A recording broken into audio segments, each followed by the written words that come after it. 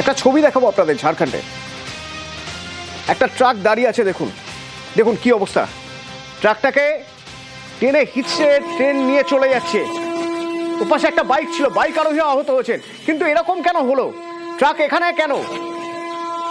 রেলের ট্রাকের পাশে ট্রাক এভাবে দাঁড়িয়ে রয়েছে কেন? দূর থেকে কি চালক দেখতে পাননি? যদি এরকম হয়েও থাকে, তারপরেও দূর থেকে চালক দেখতে পাননি, তিনি কি থামানোর চেষ্টা করেননি ট্রেন? এই দুর্ঘটনা ঘটলো কেন? যোশীডি হাওড়া মেন লাইনে মধুপুর স্টেশনের কাছে রেলগেটে এই ঘটনা ঘটে। আরো জানবো, আমার সঙ্গে দীপক রয়েছে। দীপক, কি জানতে পারছি কিভাবে ঘটলো এই ঘটনা? দেখো, সকাল 9:30টার ঘটনা। গোড্ডা ডাউন এক্সপ্রেস যখন যোশীডি স্টেশন পার করে আসছিল, তখন হঠাৎ করে লোকো পাইলট দেখতে পায় কি রেলওয়ে ট্র্যাকের মধ্যে একটি লরি দাঁড়িয়ে রয়েছে। সেই লরি দাঁড়িয়ে রয়েছে এমন একটি জায়গায় যেখানে রেলগেট আছে, অথচ রেলগেট পড়ার আগেই লরি রেলওয়ে ট্র্যাকের মধ্যে ঢুকে যায় এবং সেই লরি বন্ধ পড়ে যায়। সেই লরির চালক তাকে স্টার্ট করতে চাইলেও সেই লরিকে স্টার্ট করতে পারেনি বা রেল লাইন থেকে সরাতে পারেনি। ততক্ষণে অনেকটা দেরি হয়ে যায়। গোড্ডা ডাউন এক্সপ্রেস লরিকে দেখে গতি কমানোর চেষ্টা করলেও শেষমেশ এসে ধাক্কা লেগে যায়, সেই লরিতে ক্ষতিগ্রস্ত হয় লরি। যদিও ট্রেনকে দেখতে পেয়ে চালক এবং খালাসি নেমে নিজের প্রাণ বাঁচিয়েছে, কিন্তু এই দুর্ঘটনাতে ফলে কিন্তু আপ এবং ডাউন লাইনে ট্রেন চলাচল একেবারে ব্যাহত হয়ে যায়। প্রায় 12:30 আপ এবং ডাউন লাইনে ট্রেন চলাচল স্বাভাবিক হলেও দুর্ঘটনার কারণ জানতে ইতিমধ্যে আসানসোল ডিভিশন, পূর্ব রেলের আসানসোল ডিভিশনের পক্ষ থেকে তদন্ত কমিটি গঠন করা হয়েছে।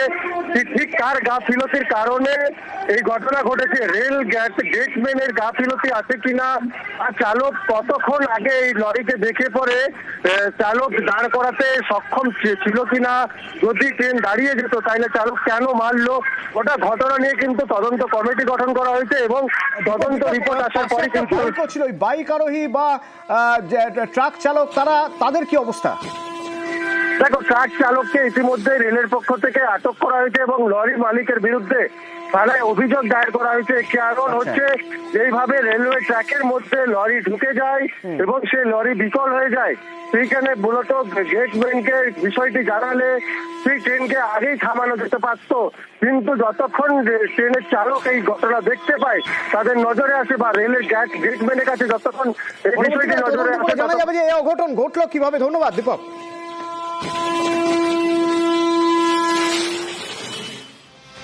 ছত্তিশগড়ের রায়পুরে একটি ইস্পাত কারখানা, স্টিল কারখানা, সেই স্টিল কারখানায় যে বয়লার রয়েছে, যে চিমনি রয়েছে, সেই চিমনি পরিষ্কার করছিলেন কয়েকজন শ্রমিক, তখনই বিস্ফোরণ। শ্রমিকরা ঝলসে যান এবং বিস্ফোরণের অভিজ্ঞতা এতটাই ছিল যে তাতে কারখানার একাংশে আগুন ধরে যায়।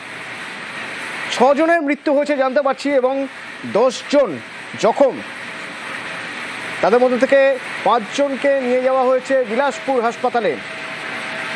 আজ সকালের ঘটনা, যখন চুল্লি পরিষ্কার করা হচ্ছিল সেই সময় এই বিস্ফোরণ ঘটে। কিন্তু কেন এই ঘটনা ঘটল, আমার সহকর্মী যোগেশ শর্মা আমার সঙ্গে রয়েছেন। যোগেশ, ये वजह क्या है इस हादसे का? बिल्कुल, आपको बता दें कि बलौदाबाजार भाटापारा जिले के जो भाटापारा ग्रामीण अंतर्गत ककुलाई है, वहाँ पर एक बड़ी घटना हो गई, जिसमें जो स्पंज आयरन जो प्लांट कंपनी है, वहाँ पर काम करने वाले मजदूरों में 5 मजदूर की मौत हो गई और 6 जो मजदूर गंभीर रूप से घायल हो गए। तो बता दें कि जो सभी मजदूर है मरने वाले बिहार के बताए जा रहे हैं।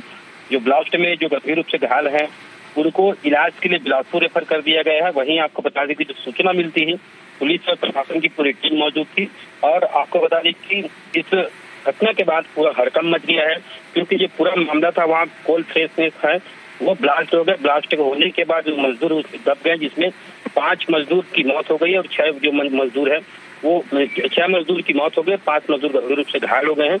उनको बिलासपुर के बर्न ट्रॉमा सेंटर ले जाया गया। जी शुक्रिया। हृदय विदारक घटना हुई है।